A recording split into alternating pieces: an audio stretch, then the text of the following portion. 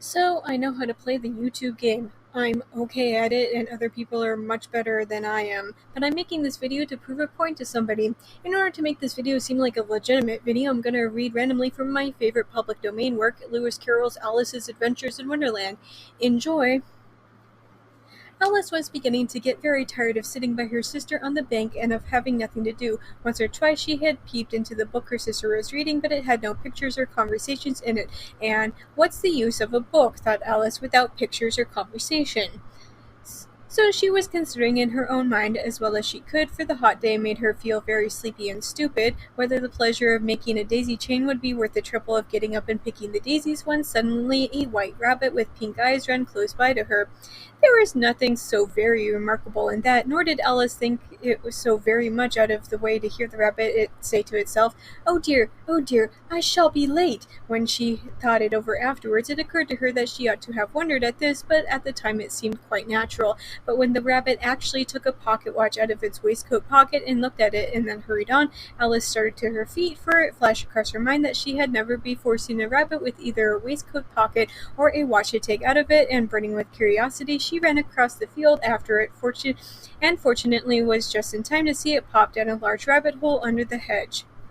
In another moment down went Alice after it, never once considering how in the world she was to get out again. The rabbit hole went straight on like a tunnel for some ways and then dipped suddenly down, so suddenly that Alice had not a moment to think about stopping herself before she found herself falling down a very deep well. Either the well was very deep or she fell very slowly, for she had plenty of time as she went down to look about her to wonder what was going to happen next. First she tried to look down and make out what she was coming to, but it was too dark to see anything. Then she looked at the sides of the well and noticed that they were filled with cupboards and bookshelves. Here and there she saw maps and pictures hung upon pegs. She took down a jar from one of the shelves as she passed. It was labeled orange marmalade, but to her great disappointment it was empty. She did not like to drop the jar for fear of killing somebody underneath, so managed to put it onto one of the cupboards as she fell past it. Well, thought Alice to herself, after such a fall as this, I shall think nothing of tumbling downstairs. How brave they'll all think of me at home. Why, I wouldn't say anything about it, even if I fell off the top of the house, which was very likely true.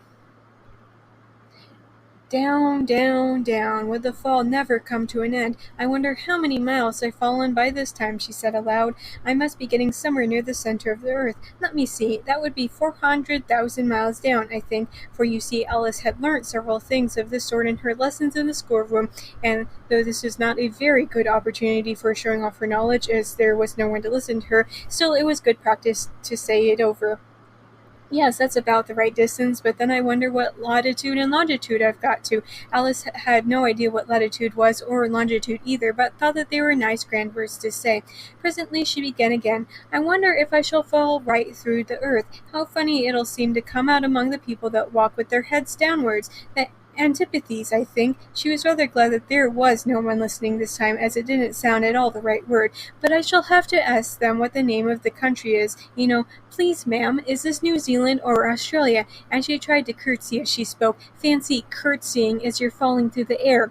Do you think you could manage it?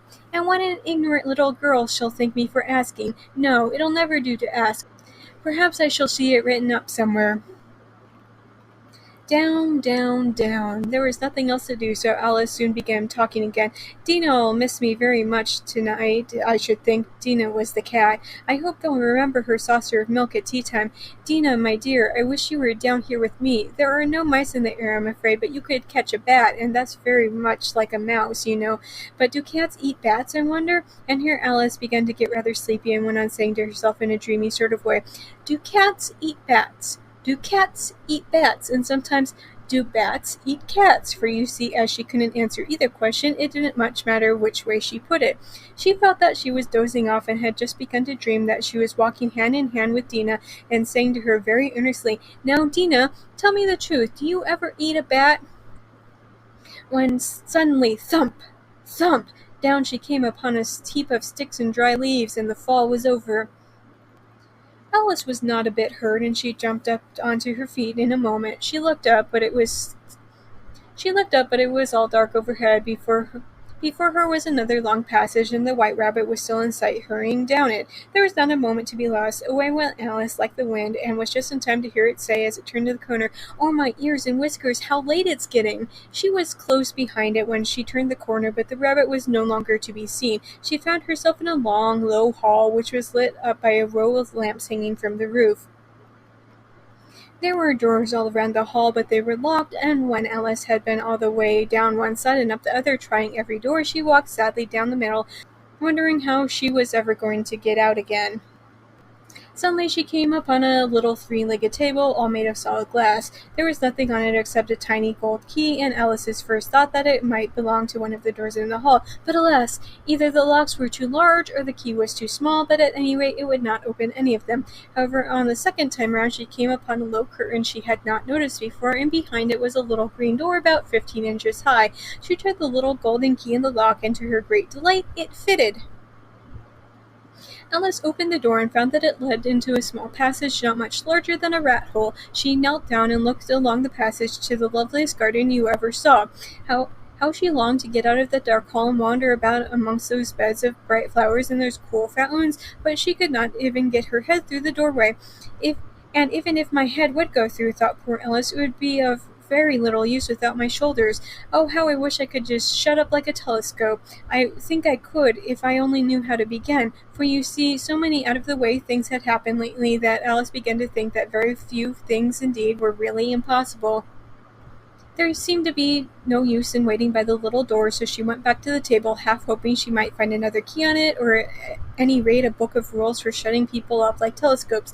This time she found a little bottle on it, which certainly was not here before, said Alice, and round the neck of the bottle was a paper label with the words, "Drink me," beautifully printed on it in large letters.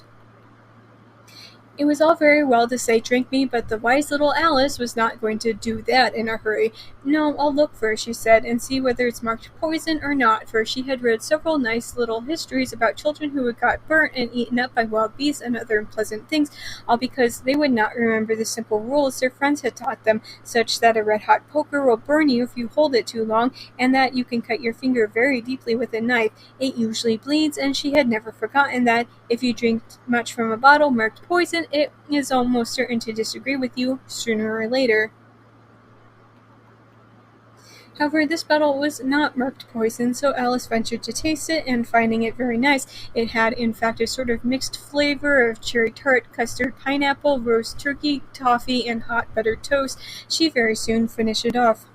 "What a curious feeling," said Alice. "I must be shutting up like a telescope." And so it was indeed. She was now only 10 inches high, and her face brightened up at the thought that she was now the right size for going through the little door into the lovely garden. First, however, she waited for a few minutes to see if she was going to shrink any further. She felt a little nervous about this, for it might end, you know, said Alice to herself, in my going out altogether like a candle. I wonder what I should be like then. And she tried to fancy